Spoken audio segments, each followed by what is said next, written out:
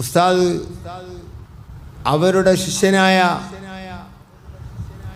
സദഖത്തുള്ള ഉസ്താദ് അക്കാലത്ത് ബാക്കിയാത്തിൽ നിന്ന് വിട്ട കാലമാണ്.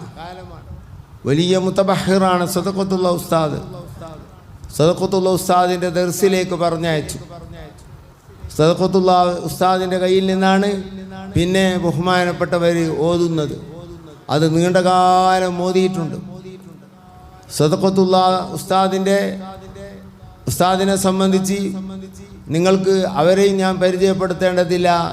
നമ്മുടെ സിദ്ദീഖ് പള്ളിയുടെയും മറ്റും ഖാദിയായി നീണ്ടകാലം ഉണ്ടായവരാണവർ. വലിയ ഫഖീഹും തുഹ്ഫ കാണാതെ അറിയും എന്ന് പറഞ്ഞാൽ തെറ്റല്ല. അങ്ങനത്തെ ഒരു മഹാനാണ്.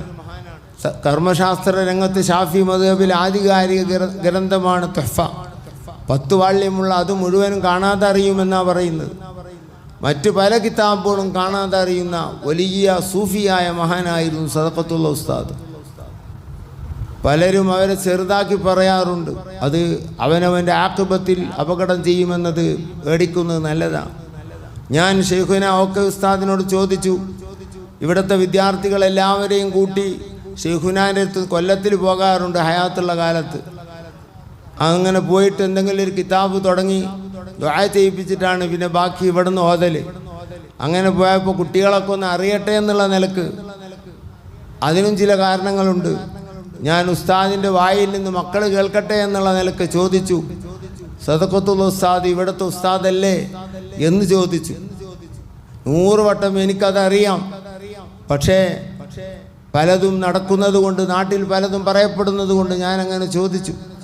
അപ്പോൾ ആ കുട്ടികൾ കേൾക്കുന്ന രൂപത്തിൽ ഞാൻ ഉറക്കെയാണ് ചോദിച്ചത്. ഉസ്താദ് ഉറക്കെയാണ് മറുപടിയും പറഞ്ഞത്. അല്ലാഹ്, മറുപടിയുടെ ആദ്യത്തെ പദമാണത്, അല്ലാഹ്. ഉസ്താദല്ലേ എന്നുള്ള ചോദ്യം മോശമായി പോയി എന്നർത്ഥം. അല്ലാഹ്, അവരേക്കെന്നല്ലേ ഞാൻ ദർസിയായ കിതാബുകൾ അധികവും ഓതിയത് അവരുടെ കയ്യിൽ നിന്നാണല്ലോ എന്ന് പറഞ്ഞു.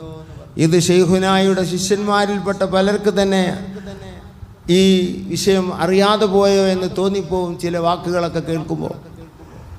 പണ്ഡിതന്മാരുടെ ഇടയിൽ കർമ്മശാസ്ത്ര രംഗത്ത് തർക്കങ്ങളുണ്ടാകും.